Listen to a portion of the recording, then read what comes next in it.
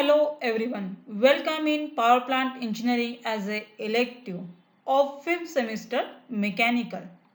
Unit 2 High Pressure Boilers. Topic 3 High Pressure Boilers.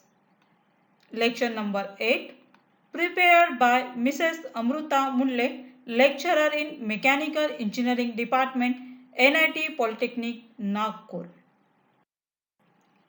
Content of today's lecture as schematic Huntsman boiler and Ramsey boiler.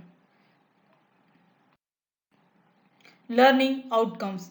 After completion of this lecture, you are able to identify the components of high pressure boilers and explain working of high pressure boiler. There is a program outcomes achieved after completion of this lecture. Their mapping is given in this table. Overview of last session. What is high pressure boilers? Classification of high pressure boiler. Construction and working of Loeffler boiler and Velo. तो last session में हमने high pressure boiler क्या होता है और उसके कुछ types देखे। आइए देखते हैं schematic हर्ट्समन boiler.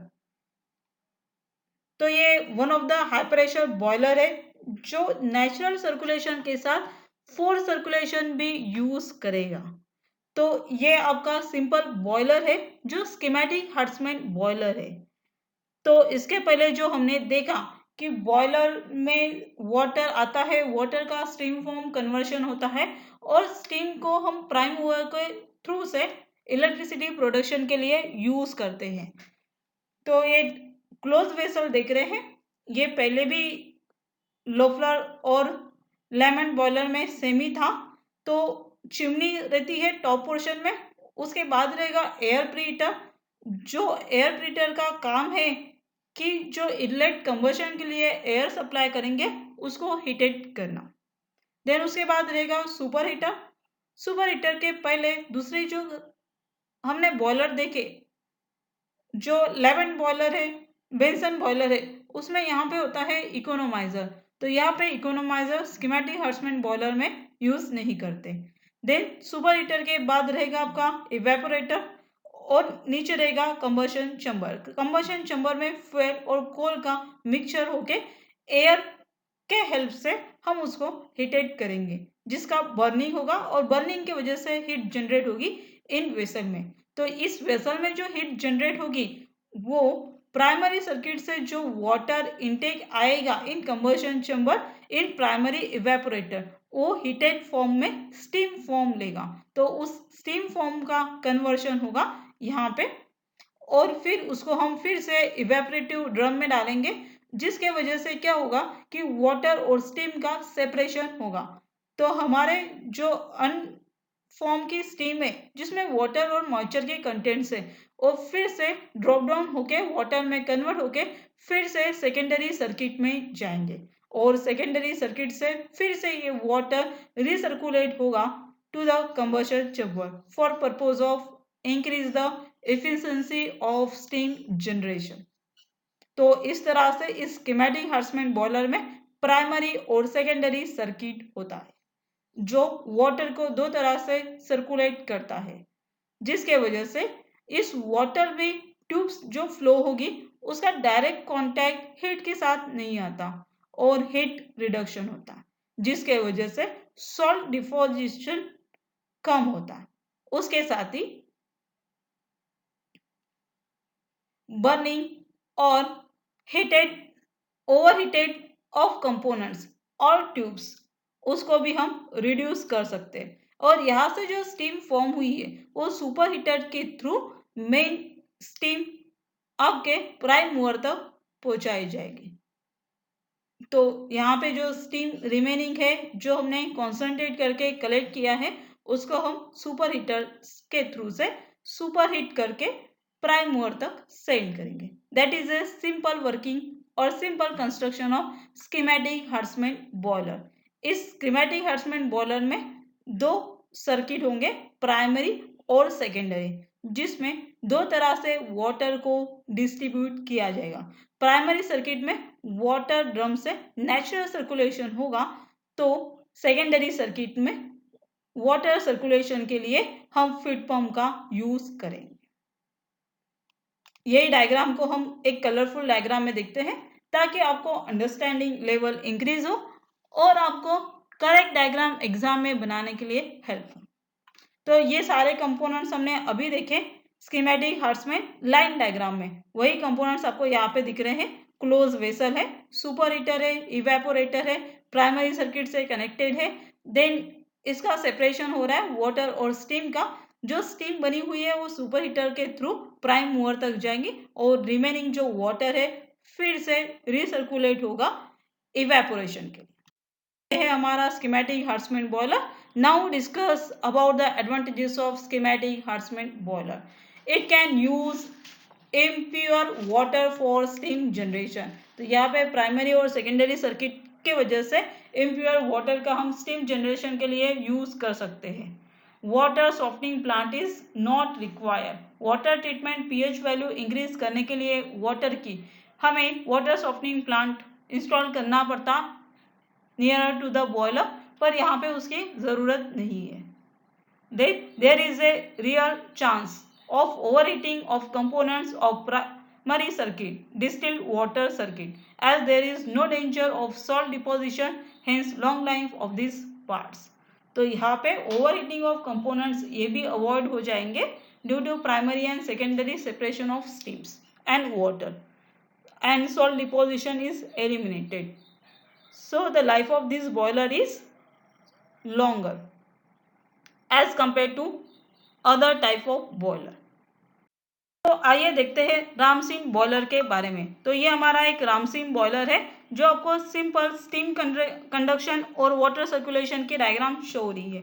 It is similar just like a Benson boiler. तो बेंसन बॉयलर में होता है ड्रम ऑब्सेंट होता है और डायरेक्टली वाटर इवेपोरेटर में आता है, इवेपोरेटर से सुपर हीटर में जाता है, सुपर हीटर से डायरेक्टली स्टीम फॉर्म होता। तो ये वाटर सर्कुलेशन का जो डायग्राम है ये हम यहाँ पे रामसिंह बॉयलर में दिखा रहे हैं। तो बेंसन बॉयलर में स्ट्रेट ट्यूब्स होती है वाटर सर्कुलेशन के लिए इन इवेपोरेशन। तो यहाँ पे रामसिंह बॉयलर में सिर्फ इवेपोरेशन पोर्शन चेंज किया है और वहाँ पे यूज़ की है स्पाइरल ट्यूब्स। बाकी जो इसका कंस्ट्रक्शन रहेगा it is just similar like a Benson boiler. तो बेंसन बॉयलर में जैसे ही स्टीम आती है वाटर आता है, तो वाटर आता है डायरेक्टली इकोनोमाइजर से। तो क्लोज वेसल से जो हीट लॉस होने वाली है एटमॉस्फेयर में, तो इकोनोमाइजर वाटर को प्रीहीट करता है और उसके बाद ये जाएगा इवेपोरेशन के लिए। तो यहाँ पे स्पाइरल ट्यूब्स इवेपोरेशन है जिसके वजह से स्टीम जनरेशन और हीट फ्लो रेट बढ़ जाएगा। यहाँ से स्टीम फॉर्म होकर डायरेक्टली सुपर हीटर में जाएगा और सुपर हीटर से स्टीम जनरेट होके डायरेक्टली प्राइम मूवर तक जाएगा और बचे हुआ जो आपका कंबशन चैम्बर के एग्जॉस्ट गैसेस है उसे हम एटमॉस्फेयर में सेंड करेंगे और एटमॉस्फेयर में सेंड करने के बाद एयर को प्रीहीट करेंगे by using of preheater at the top of economiser. तो ये हमारा रामसिंह बॉयलर है जिसका फीड वाटर सर्कुलेशन यहाँ पे हमने शो किया। तो it is just like a Benson boiler. तो आप इस डायग्राम को गौर से देखिए।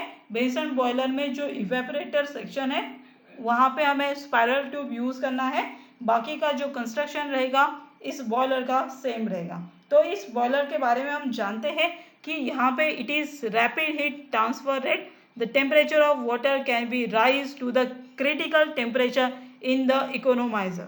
इकोनोमाइजर में क्रिटिकल टेम्परेचर तक वाटर का टेम्परेचर इंक्रीज होगा and hence boiler has a very high thermal efficiency. The pressure level is more stable and therefore the boiler gives better response. The boiler is more suitable with load fluctuation. Due to absence of a two-phase mixture, the problem of corrosion and erosion is minimized. That is all about the Ramsey boiler.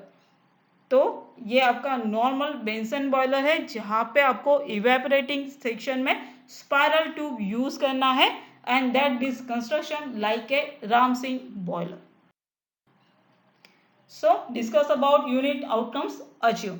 तो इस lecture के बाद आपके कौन से unit outcomes achieve होंगे उसके बारे में हम देखते हैं। Explain with sketches of the working of the given type of boiler. तो हमने जो रामसिन बॉयलर और स्कीमेटिक हर्ट्समैन बॉयलर देखा जिसका स्केच और वर्किंग प्रिंसिपल हमें अंडरस्टैंड हुआ. Compare the salient features of given types of high pressure boiler. तो दोनों बॉयलर को हम आपस में कंपेयर भी कर सकते हैं कि किसकी एफिशिएंसी ज़्यादा है, किसमें कौन सा एलिमेंट प्रेजेंट है जिसके वजह से कोरोजन कैसा होगा, सॉल्ट डिपोजिशन कितना रिडक्शन होगा. That is a comparative parameters of two different boilers. Summary of today's lecture. तो आज हमने स्कीमेटिक हर्ट्समैन बॉयलर और रामसिन बॉयलर का कंस्ट्रक्शन वर्किंग अंडरस्टैंड किया. Programme outcomes achieve. तो स्टार्टिंग में हमने लर्निंग आउटकम्स देखे थे जहाँ पे पीओ मैपिंग था. तो after this lecture you show this table of PO1 to PO6 is mapped by this overall lecture, and 8 to 10 also PSO2 to PSO3 is totally mapped. Now the time is give some assignment, and this assignment is a assignment number 8. You all the write all the questions in your copy and solve. The question is explain working of Ramsing boiler with neat sketch. Explain working of schematic Hurstman boiler with neat sketch. For solving this assignment, you watch this video again. If there is some difficulty, pause the video, draw a diagram and understand the concept. If you are unable to solve your difficulty, then contact to subject teacher. Topics for next session. तो हम next session में पढ़ने वाले हैं fluidised bed combustion boiler. हमने अभी तक पढ़े हाई प्रेशर बॉयलर्स और उसके कंस्ट्रक्शन एंड वर्किंग. तो नेक्स्ट लेक्चर में हमें पढ़ना है फ्लूइडाइज्ड बेड कंबशन क्या होता है. It is just like that. Thank you. Happy learning.